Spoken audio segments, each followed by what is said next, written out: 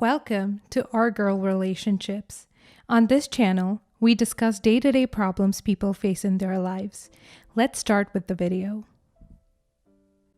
This story is about to be a doozy. I suggest you cozy up in your seat, grab a drink or a snack, read away at my sorrows and life traumas. At 43 male, work at a marketing company that has witnessed quite a lot of success in the past couple of years. Part of that success came with an increase in the duties and the responsibilities I have towards the company and the CEO. That happens to be my friend when I first signed into the company. And, as I guess, a side effect of my salary and income increasing as the company did. As I mentioned, as the company took an international turn of transactions, I had to fly out of the country almost on a weekly basis for business purposes and international affairs and events. With that responsibility came my good salary almost doubling, my family being able to fly out with me sometimes, most of their expenses paid as well. Although the hotel and whichever picnic or tourist trips and rounds we decided to take, those would be on us. And that was probably one of the few reasons as to why they didn't fly out with me all the time. On top of the fact that my wife, 41 female, has a job and things that make up her life as well, and my son, 7, being too young to be so distracted and constantly emerging then pulled out of different cultures. There's also the fact that my wife and I decided on saving most of the money that I'm getting from my increase because we want to get a bigger, better house and provide a better lifestyle and life quality for our son. And we've even pondered upon the idea of bringing in another member to our family and entertained it quite a lot in recent times.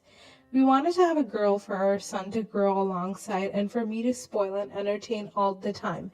As I'm thinking back about the conversations and the laughs my wife and I had while discussing this topic just brings tears to my eyes. It just makes me want to respectfully hate my mother to death. A few months ago, I had to fly out to Russia for a couple of weeks as there were a few events that were far apart, but not far enough for me to stay home. Despite the fact that Russia is one of my wife's favorite destinations and the fact that these events would have been far apart, making the perfect opportunity for us to go around and have all the fun. We usually do this on trips. My wife and I agreed on the fact that it's best if she stays home, where she's comfortable and least likely to have to require medical assistance while it's not available.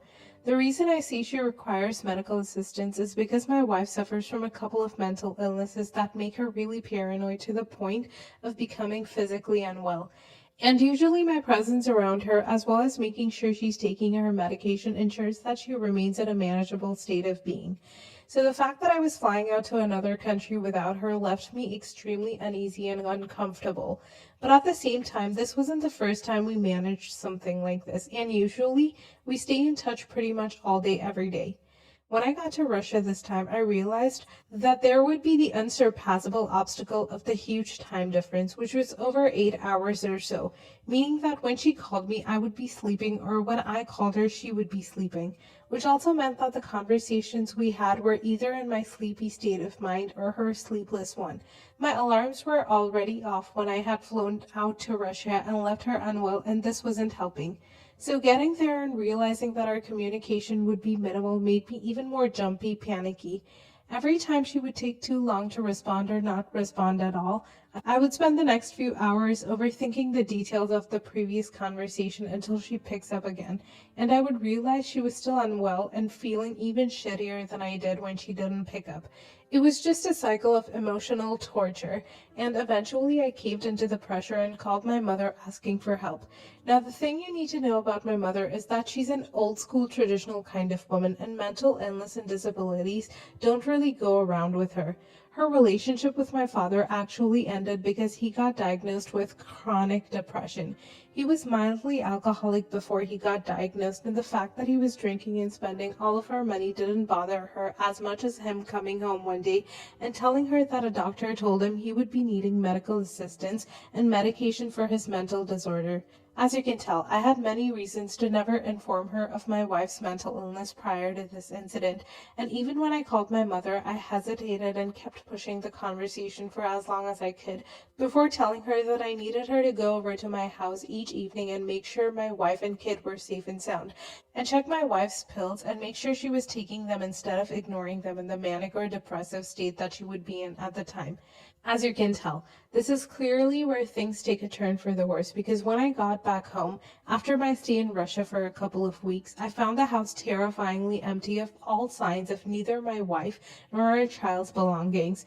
I was immediately panicked and called my mother in a state of hysteria, asking her when was the last time she had seen my wife and whether we should call the police yet, or if she had any clue about my wife's whereabouts, thinking that she would be there to help me, seeing as this was the first time in my life I was requesting her help when it comes to my family. With a very calm and disturbingly collected tone, my mother told me that she would be there in a few minutes. And indeed, about 10-15 minutes later, she showed up in a brand new car that was probably more expensive than the house which I grew up in. When she came face to face with me, she told me that I would no longer have to worry about my wife being a junkie or a drug addict anymore. I felt my world collapse around me as she explained to me that she had indeed stopped by my house to see my wife and found her in the extreme state of distress that I had left her in. She hadn't taken her meds and was very manic and jumpy and paranoid.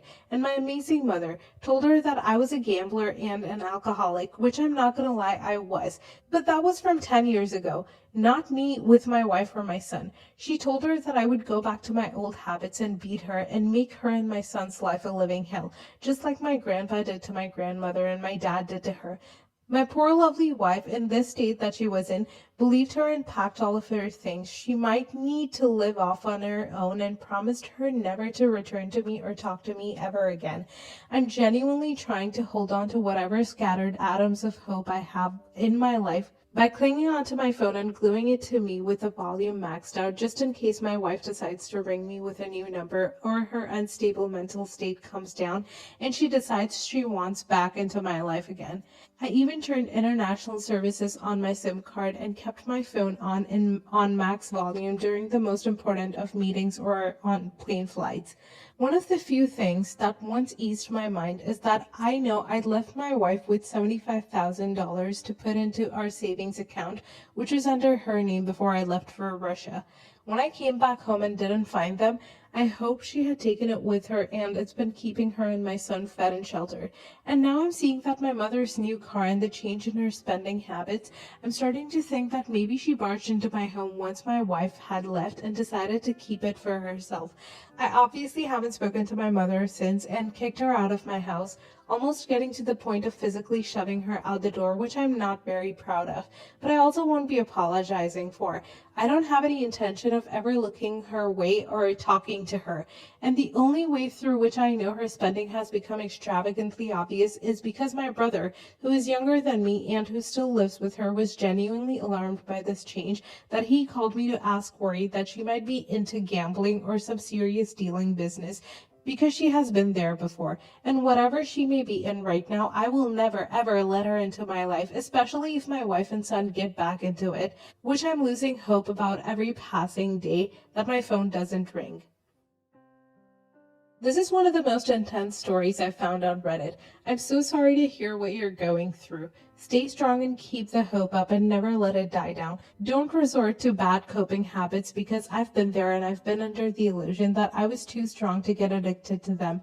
I'm still dealing with the consequences of that illusion and I'm praying to my God or whatever God you believe in that you don't ever get to that point yourself. Your mom is the true manifestation of Satan. What the hell kind of monster sees a person in genuine distress and anguish and decides to whisper demonic ideas into their ear? She is Satan. No offense to you or to the respect you have for her, but I don't respect her one bit.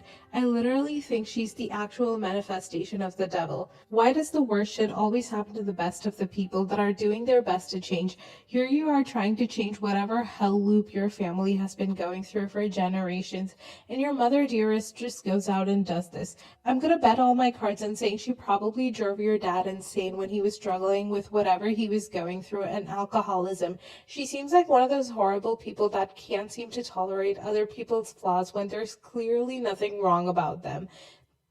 Next story. I was woken up this morning by a phone call from my sister, 23 female, saying my mother was hurt and I needed to get to her house immediately because she had to leave for work. I asked what was going on and she said, Mom's cut her foot open. It's really bad. You need to get a cab and come now. I could hear my mom saying she was fine and I asked, why do I need to come? Take her to the hospital if it's that bad. I don't drive and it's 20 euros and half an hour in a cab. I asked her why she couldn't call off work if it's an emergency and she said, live in the real world. I can't do that. You need to come now. I still didn't understand why I was needed, so I asked and she said, things need done here. She needs your help, but wouldn't tell me what to do. I asked to speak to mom and she said, I'm fine. It stopped bleeding. I don't need the hospital, but you could still come and help me. Then she started talking about how I need to prioritize my family and I should always be available in an emergency.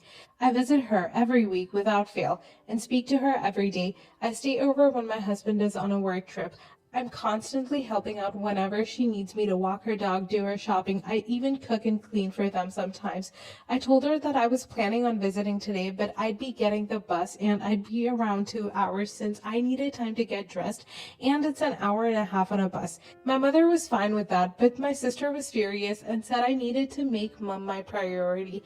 I told her that I don't live there. She does, and my husband, my home, and my needs come first.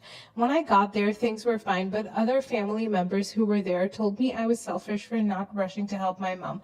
Her foot was completely fine, and it turns out the things she needed help with were the normal cleaning duties that she and her adult children should be doing anyway. They were finished by the time I got there. It's worth mentioning my siblings work and I'm a homemaker. They think I sit around all day doing nothing, but I'm 100% responsible for the cleaning, cooking, and maintaining my home, as well as dealing with chronic health issues that make it even harder. I'm now on bad terms with most of my family who think I'm selfish for not immediately jumping in a cab and cleaning their house for them. Am I the a-hole? Not the a-hole. Your mom specifically told you she wasn't in desperate need for you to get there as fast as possible and told you that your original plan was perfectly fine with her. If she did need the hospital, what did your sister expect you to do since, as far as I can interpret, you don't have your own transportation? If it had been so bad your mom needed to rush to the hospital, surely she would have called an ambulance instead of expecting you to get to your mom. I get it's your mom, but when she tells you she's fine and not to rush, there's no reason to rush. Not the a-hole at all. This is bananas. What an exhausting family. You do not have to deal with any of this. You're a married, independent adult. You're not obligated to drop everything and spend lots of money to be at their beck and call. There are other adults in the house and other people were there as well when you showed up. I'm confident. The term narcissist gets tossed around way too often and when unfairly earned in the subreddit. But your mom sounds like a textbook narcissist. The sibling turning on you as well sounds like she's either emulating mom or she's the golden child. I would limit my contact and hold down my boundaries with super glue and duct tape were I in your situation. The more you let them bully you into acquiescence and servitude, the more you're reinforcing that they can. And even married and living 45-90 minutes away, you still jump when they ask. You deserve to spend your time and energy on your life. You did nothing wrong and you didn't have to show up at all. Don't fall for their guilt trips and bullshit. Good luck, original poster. Not the a-hole. You're not an ambulance and not a medic. She could have performed first aid or called an ambulance if it was severe. Depending on your insurance, scratch that. It looks like you're in England. Does the NHS pay for cabs to the hospital? It sounds non-emergent, but depending on the cut and other health factors, she might want to have it looked at. Not the a-hole for not teleporting over there. They can give you a ride if you want help around the house. Your mom said she's fine and siblings are overreacting. Next story. My 21 male father, 55, recently died from the sickness. Before his death, though, he earned a lot of money through crypto and stuff. He got in really early and amassed a large net worth. We grew up poor until I was about 10 before he started making lots of money. Before he died, he changed his will and left 20% to my mother and 80% to me. He left my sister, 24 female, nothing. He had originally intended to leave her 40%, me 40%, and my mom 20%. But he cut my sister out as over the years she had been conned out of money from multiple different men in her life. When my sister and I turned 21, my father gave us $1 million for our 21st birthday. My sister got scammed out of roughly $600,000 of this money from three different boyfriends in the 3 years since. Because of this, my father said she wasn't getting anything, and we all said fair enough. But we didn't think he'd leave her literally nothing. My sister still has over $150,000 from her birthday, though.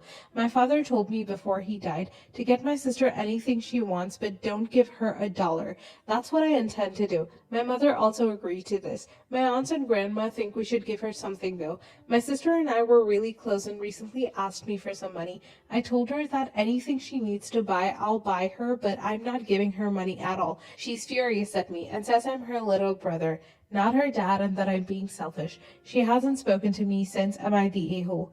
Not the a-hole. She's clearly irresponsible with money, and I think it's completely reasonable and very nice on your part to buy her things, but not just give her the money straight up. You're being smart, and I'm sorry for your loss. This must be a tough situation. Not the a-hole. I'm so sick of the greedy self-entitlement of some people. Personally, I wouldn't buy your sister anything because she may either sell it or get scammed out from under her.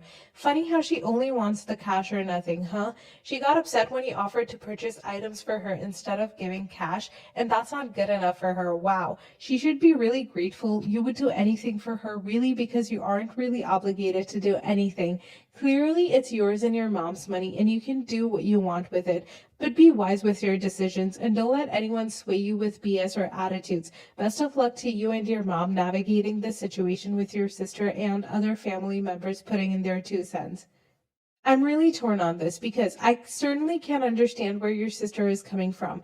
You have all the power in this arrangement. If she wants to buy something and you don't want to, she doesn't get it. She's in your goodwill now, but what happens if that changes in 5 or 10 years? Does she not get access to her inheritance? By the same token, I can certainly acknowledge that losing $600,000 before your 25th birthday is just unacceptably careless. Clearly, she doesn't have the money skills to handle however much money she would get right now. Is there any way you can define a way where you would be comfortable handing off control of her inheritance to her? Something like if she exhibits financially responsible behavior, she can get access to more money, though obviously not the entire thing at once. Can you get her to take a financial responsibility class or something? I don't know what exactly it would look like, and maybe you can work with your mother on this. But I think you should try to find a way to get to a point where she can be responsible enough to handle it. Forsaking any possibility of giving it to her when she's only 24 seems a bit harsh to me.